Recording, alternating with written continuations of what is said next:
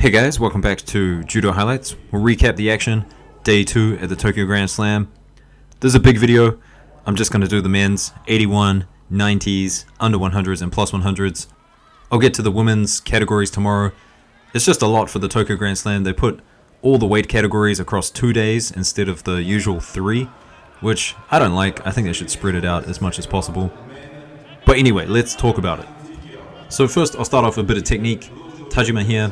Really nice nail sequence. Now here you can see him go for the arm, and we've seen him get scores with this before. Have a look at how quickly he locks this in place. And so in this situation, his opponent defends the arm lock, but that means that his arm is a little bit trapped, and Tajima, he uses that to get the sweep, which is a really nice combination from Tajima on the ground, using a submission to set up a sweep.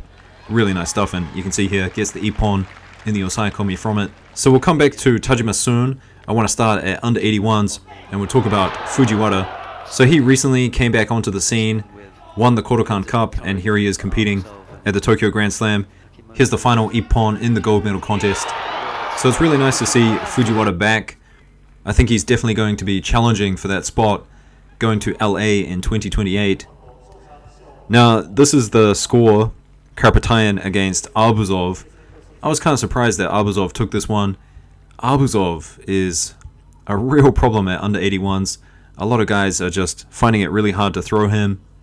And he's very flexible and cat-like. Have a look at this. He took out Kaito Amano. So this is the early exit for Amano, which is a little bit disappointing, but it's hard to defend a throw like that. So flexible to get down so low. Kind of reminds me of Arai, to be quite honest.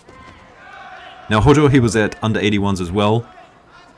And I did mention this in an earlier video. I think he's just too small for under 81s, and he'll have kind of performances like Sasaki, where sometimes he does really well, and other times he just, doesn't do so well. So he won this contest earlier on, but then Ueno, he caught him with this Sumiyotoshi. Good control with the hands, all hands here by Ueno. And then in the repechage, up against Drapeau. Now Hojo, he had some good moments. Nice tomoe-nage here. But I did say this in a previous video that he's going to be a little bit like Sasaki, I think. I think he's not big enough, tall enough for the weight division. So he's going to have some good, amazing performances, and then sometimes he's just going to get eliminated earlier on or not get a medal.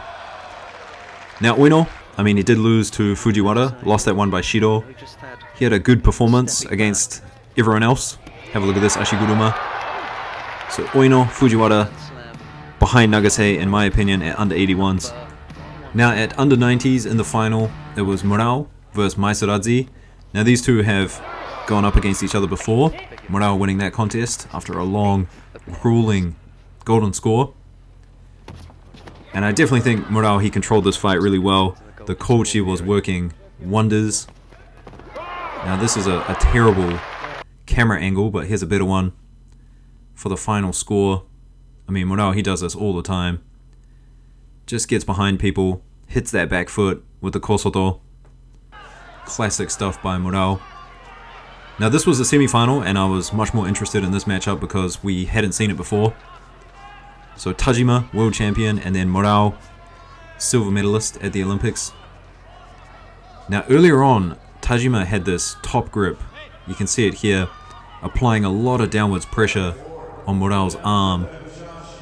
Now if you've ever tried this, it can be extremely tiring to maintain this top position. And so eventually Tajima, he gave it up. Nothing was really happening from it. As you can see here, Murao just being very patient with the grip. And so eventually Tajima took an undergrip, or Murao dominated and took the top grip. I'm not too sure exactly what was happening there. But once Murao got that grip, he just started to attack. And Tajima had good balance, defended well.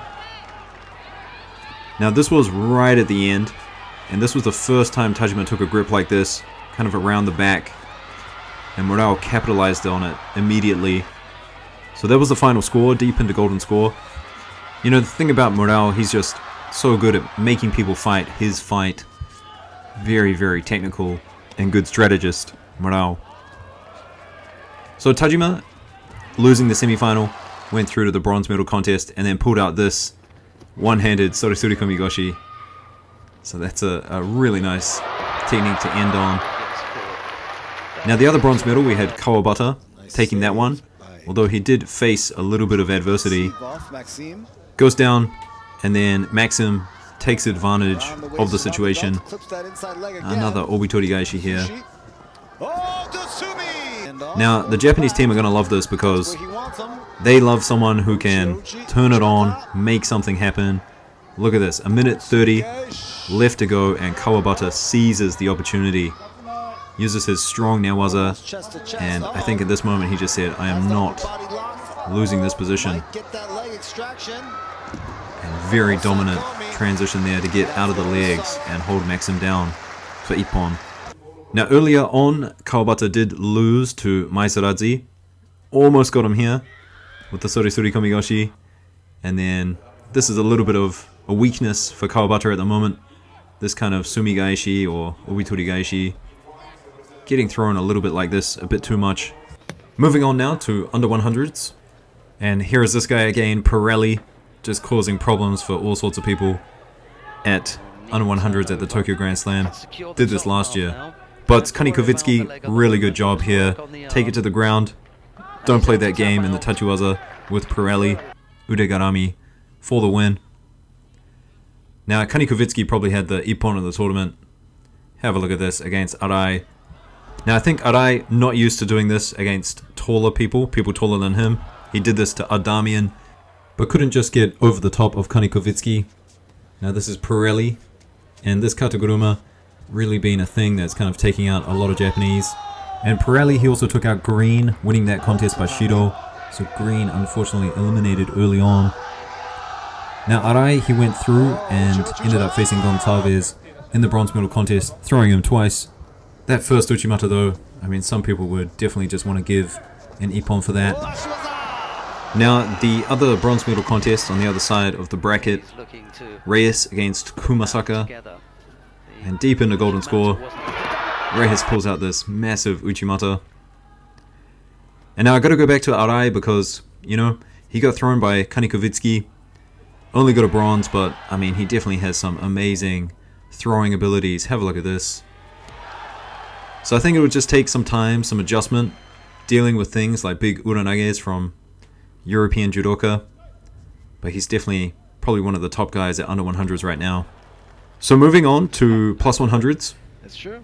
And we had a gold medal contest at plus 100s going into golden score.